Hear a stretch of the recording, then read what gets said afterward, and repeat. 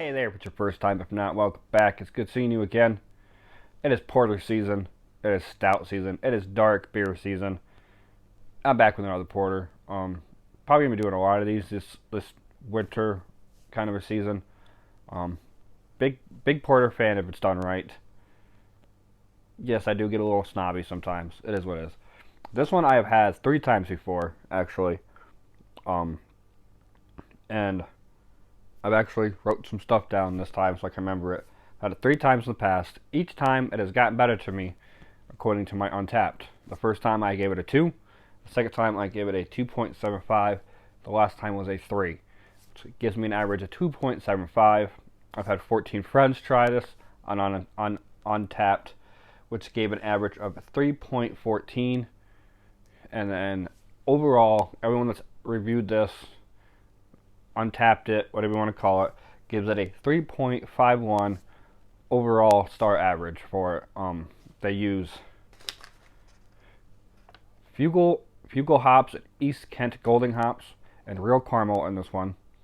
And I should go ahead and say what this is instead of just rambling on. This is F.X.Matt's Saranac's Caramel Porter, coming in at 5.4% alcohol. It doesn't say it on the bottle that I can see. Oh, it does, up on the neck. Real caramelized sugar, roasted barley, chocolate and caramel malts produce a delectable brew that will surely satisfy your sweet tooth. So, and it does say on their Untapped that they do use real caramel in this. So I will be on the lookout for that.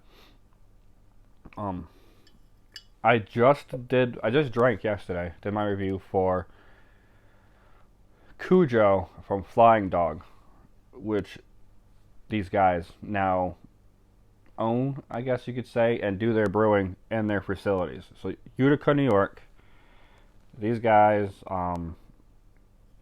Flying Dog,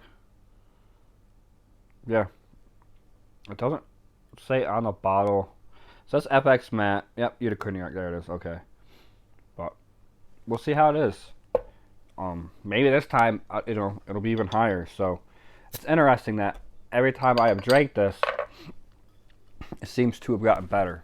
So it means that they're watching what they're doing and what they're putting out and trying to better it every time. So that's respectable from especially like somebody who's, I don't know, like, if you could, are these guys considered craft? Would these be, I'm looking for the independent label on here. I don't see the independent label on here, but like, would these guys be considered craft, or are these guys considered almost a macro brewery?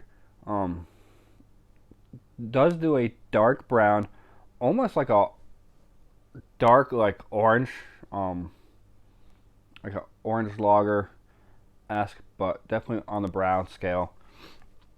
Had about a finger's worth of that khaki mocha foam head. Didn't stick around for a long time. Just kind of came and went. Definitely has that more hue, orangish, reddish hue along the bottom. But yeah, not much head staying on this. Well, let's get a smell on her. I do get some of that sweet caramel. A nice roasty malt coming through on here. Yeah, that sweet caramel mixing with that chocolatey roast that's coming through. It gives me like a Rolo vibe. The candied Rolos. That's what this is reminding me of. With a little bit of like a roastness to it. So like maybe if you had like a Rolo creamer in your coffee.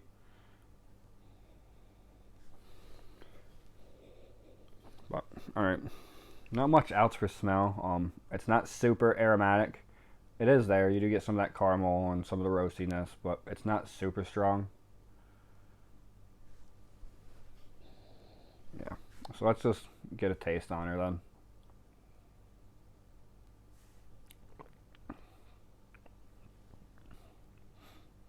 Not much flavor right off the bat.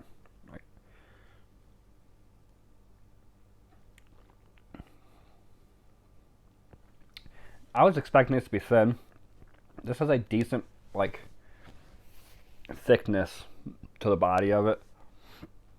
It's not real thin. I was expecting it to be kind of watery and thin.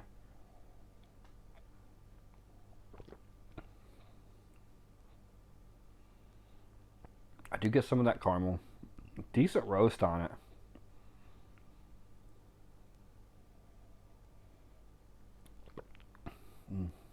I would like for some of that mocha to pop through more, because I see where it's going. It's like a caramel mocha, kind of like a frappe type of a drink. I see what they're going for with it, and I am getting some of that caramel and some of that mocha. Real decent roastness to it.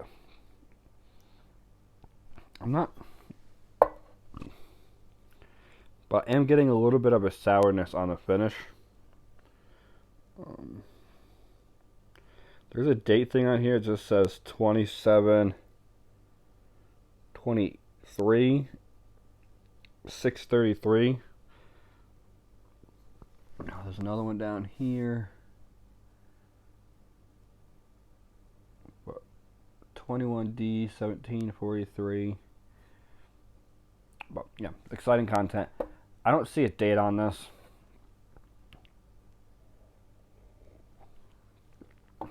There was a little bit of sour bite coming through on the finish of it. So I'm not sure what's going on with that. For the most part, it's a decent little porter.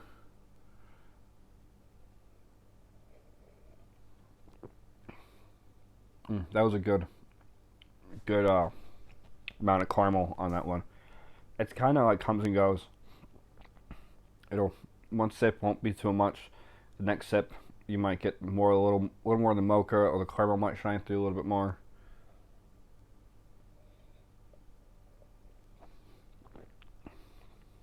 I mean, this isn't a bad. I would move it up for sure. I think it has moved itself up to about a 2 or 3.25 in that range. It seems like they're still tweaking this throughout the years, trying to get it just right, and they're on their way there. I picked this up. I knew I was going to review it. I didn't want to poo-poo on it because I can remember from the past it being a lot on the thinner side, more watery. That sour taste was a lot more present. But it is definitely,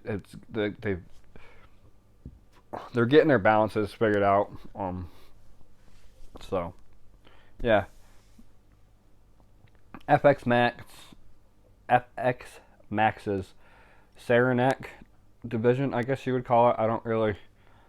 They do all their stuff on the Saranac, so I don't know how that would definitely. I guess their Saranac brand.